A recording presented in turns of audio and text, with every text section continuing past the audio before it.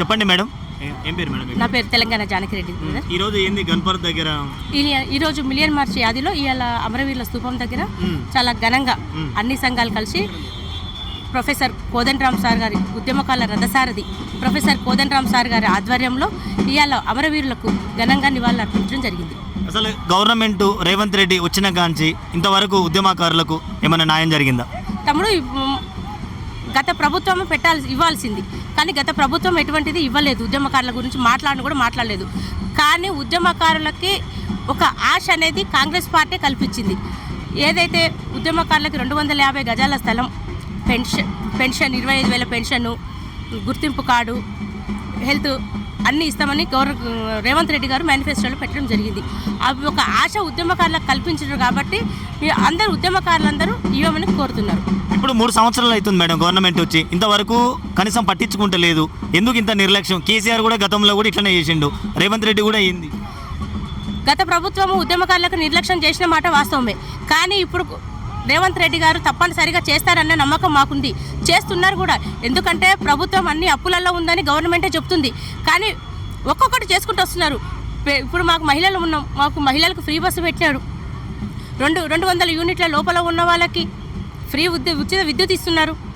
దాంతోపాటు సన్నబియ్యం ఇస్తున్నారు. ఒకదాని తర్వాత ఒకటి ఇస్తూనే ఉన్నారు. ఇప్పుడు మొన్న లాస్ట్ వీక్ మేము ఉద్యమకాల రథసారథి కోదండరామ్ సార్ గారి ఆధ్వర్యంలో మేము మొన్న పొన్నం ప్రభాకర్ గారిని, వివేక్ గారిని మరియు మహేష్ కుమార్ గౌడ్ గారిని కలవడం జరిగినప్పుడు వాళ్ళు స్పందించి మండలిలు కూడా ఆ రోజు మహేష్ కుమార్ గౌడ్ మాట్లాడడం జరిగింది. ఉద్యమకారులకు ఇస్తానన్న హామీలు త్వరలో నెరవేరుస్తామని. దాని తర్వాత కూడా మొన్న పొన్నం ప్రభాకర్ గారు మాట్లాడారు. ఏమని మాట్లాడారంటే, అమరవీరుల కుటుంబాలకి ఎవరి మీదైతే ఎఫ్ఐఆర్లు అయినాయో వాళ్ళకి, కోర్టుకు వెళ్ళిన వాళ్ళకి త్వరలో మేము న్యాయం చేస్తాం ఈ నెలాఖరులోగా అని చెప్తున్నారు. కానీ నెలాఖరు జరిగిపోయింది. ఇప్పుడు మళ్ళీ మార్చి వచ్చింది. కానీ ఉద్యమకారులకు ఇస్తానన్నటువంటివి ఎటువంటివి వాళ్ళు ఇస్తానని ఏమైతే చెప్పిండ్రో అవి ఇవ్వలేదు. కాబట్టి ఈ నెల అసెంబ్లీ ఉంది కాబట్టి ఇస్తే మంచిది, లేకపోతే మేమందరం కలిసి అసెంబ్లీ ఎదుట ధర్నా చేయడానికి కూడా మేము సిద్ధంగా ఉన్నాం. ఇప్పుడు కాంగ్రెస్ గవర్నమెంట్ ఇప్పుడు ఇళ్ల స్థలాలు ఇస్తా అని చెప్తుంది. మామూలుగా ఎన్ని గజాలు ఇస్తాం? 250 గజాలు ఇస్తామనేసి మేనిఫెస్టోలో పెట్టడం జరిగింది. తమ్ముడు, ఇస్తామని కూడా అంటున్నారు. కొంత స్థలాలు కూడా చూస్తున్నారు. కానీ అన్నిటికంటే మొదట మేము అడిగేది ఫస్ట్ ఉద్యమకారులను గుర్తిస్తేనే కదా మేము ఎవరికి ఇవ్వాలి, ఇప్పుడు ఉద్యమకారులు ఎవరు, ఇప్పుడు ఇస్తానన్న దానికి ఎవరు అర్హులు అన్నది ఇవన్నీ కావాలంటే ముందు ఉద్యమకారులను గుర్తించాలి. ఆ ఉద్యమకారులను మొదట మేము గుర్తించమని అడుగుతున్నాము. దానికి ఒక కమిటీ వేయమని అడుగుతున్నాము. ఇప్పుడు కోదండరామ్ సార్ కొంతసేపటి క్రితమే మాట్లాడారు. త్వరలో మళ్ళీ ఇవాళ రేపో వెళ్ళి మళ్ళీ మంత్రులను కలిసి గట్టిగా మాట్లాడదామని కూడా చెప్పిండ్రు. చేస్తారనే నమ్మకం అయితే ఉంది తమ్ముడు. కాకపోతే ఆ రోజు మనము ఉద్యమంలో ఇవన్నీ చేస్తామని అయితే మనం ఉద్యమం చేయలేదు. కానీ కాంగ్రెస్ పార్టీ ఆ రోజు తెలంగాణకి మన సోనియమ్మ ఏ విధంగా అయితే మనకు తెలంగాణ రాష్ట్రాన్ని ఇచ్చిందో అదేవిధంగా మాకు ఆశలు కల్పించింది కూడా కాంగ్రెస్ పార్టీ, రేవంత్ రెడ్డి గారి. ఇస్తారన్న నమ్మకం కూడా మాకుంది. తప్పకుండా ఇస్తారు కూడా. తెలంగాణలో 6 గ్యారెంటీలు అమలవుతాయని ఆల్రెడీ అమలవుతున్నాయి తమ్మి. ఇప్పుడు ఆల్రెడీ గవర్నమెంట్ వచ్చి 10 సంవత్సరాలు ఉన్న గవర్నమెంటే ఏం చేయలేకపోయింది. ఇప్పుడు రేవంత్ రెడ్డి గారు కాంగ్రెస్ గవర్నమెంట్ వచ్చినాక ప్రభుత్వం అప్పులలో ఉందని చెప్తున్నారు. ఒక్కొక్కటి మెల్లమెల్లగా 2.5 ఏళ్ళు అయింది. ఇప్పుడు 2.5 ఏళ్ళు 3వ ఏడు కూడా పడ్డది. మేము ఇప్పటిదాకా కూడా మేము ఓపిక పట్టినాం. అందుకే ఇప్పుడు విద్యార్థులకి, నిరుద్యోగులకి ఉద్యోగాలు అయితే ఏంటిది, అమరవీరుల కుటుంబాలకైతే ఏవైతే ఇస్తానన్నారో, ఉద్యమకారులకు ఏమైతే ఇస్తానో అన్ని రోజుకి అందరూ బయటికి రావడం అయితే జరుగుతుంది. చేస్తారని మాత్రం 100% మాకు నమ్మకం ఉంది. కాంగ్రెస్ పార్టీ తప్పకుండా 100% చేస్తుంది. ఉద్యమకారులను అసలు గుర్తించలేకపోవడం కారణం ఏంది? అసలు ఎందుకు ఇంత నిర్లక్ష్యం చేస్తారు? ఇప్పుడు గవర్నమెంట్ రావడం కోసం చాలా వరకు ఉద్యమకారులు కూడా చాలా వరకు ఉన్నది పాత్ర. అవును తమ్మి. ఉద్యమకారులు ఆ రోజు తెలంగాణ సాధించుకోవడంలో తెలంగాణ ఉద్యమకారులు మొత్తం కేసుల పాలైన వాళ్ళు చాలామంది ఉన్నారు. ఆ రోజు గవర్నమెంట్ అఫీషియల్గా 14,600 మంది ఏదో ఉన్నారు ఉద్యమకారులు అనేసి గవర్నమెంట్ అఫీషియల్గా ఇచ్చారు. అంతేకాకుండా ఒకప్పుడు ఇదే మిలియన్ మార్చ్ కానీ, సాగరహారం కానీ ఎన్నో వేల మంది, లక్షల మంది ఇవాళ ఒక మిలియన్ మార్చ్ రోజే 50,000 మందికి పైగా అరెస్ట్ చేసినారు.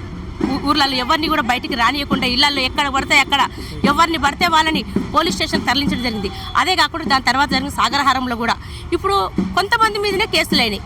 మిగతా వాళ్ళందరినీ ఎట్లా గుర్తించాలి? ఆ గుర్తింపు ఒక్కరికి చేసినామంటే ఇంకా మిగతా వాళ్ళకి ఏం ప్రాబ్లం అవుతుంది అన్న దాని మీద వీళ్ళు ఆలోచిస్తున్నారు.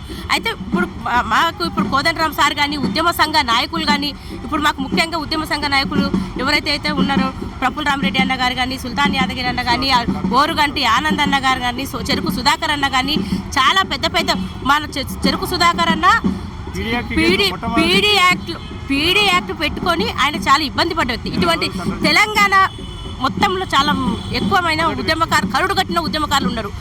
అంతేకాకుండా మేమేమడుగుతున్నామంటే వాళ్ళతో పాటు ఎవరైతే ఆ రోజు ఉద్యమంలో ప్రతి మహిళ పాల్గొన్నది, ఆ మహిళలు ఏమైందంటుంటే ఇవాళ మా మీద కేసు అయిందనుకో, ఇవాళ నా మీద ఎఫ్ఐఆర్ అయింది, నా భర్త మీద కూడా అయింది. నాకేందంటే నా భర్త అండదండగా ఉండడు, నేను ధైర్యంగా ఆ రోజు ఉన్నాము. తెలంగాణ ఆంధ్ర బార్డర్లో నాగార్జున సాగర్లో తెలంగాణ ఆంధ్ర బార్డర్ ఏదైతే నాగార్జున సాగర్ ఉందో అక్కడ మాకు ఆంధ్ర పెత్తనం ఎక్కువ ఉంటుంది కాబట్టి అక్కడ మా మీద కేసులు జరిగింది.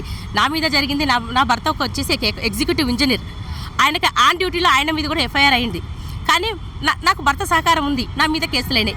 కానీ చాలామంది మహిళలకు ఏమైందంటే ఆ రోజు తెలంగాణ ఉద్యమంలో ప్రతి మహిళ వచ్చింది, కానీ బయటకు వచ్చినాక ఇంట్లో కేసు అయిందంటే నీకు ఇంట్లో తిండి పెట్టడం యొక్క ఉద్యమాన్ని బయటకు పోయినా ఏంది అట్లా తిడతాడని చెప్పి చాలామంది భయపడి కూడా కేసులు పెట్టలేదు.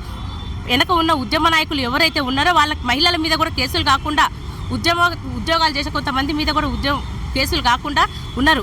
మేము గుర్తించమనేది ఏంటంటే ఆ రోజు ఎవరైతే క్రియాశీలకంగా పనిచేసిన మహిళలైతే ఎవరైతే ఉన్నారో వాళ్ళ ఫోటోలు కానీ వాళ్ళ పేపర్ కటింగ్స్ కానీ అన్నిటికంటే ఎక్కువ ఇంటెలిజెన్సీ.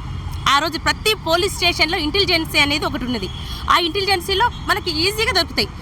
ఆ విధంగా గుర్తించమని కోదండరామ్ సార్ గారు చెప్తున్నారు. కోదండరామ్ సార్ గారు ప్రతి క్షణం ఉద్యమకారుల కోసమే పాటుపడుతున్నారు. కోదండరామ్ సార్ గారి నాయకత్వంలో మేము సాధించుకుంటాం.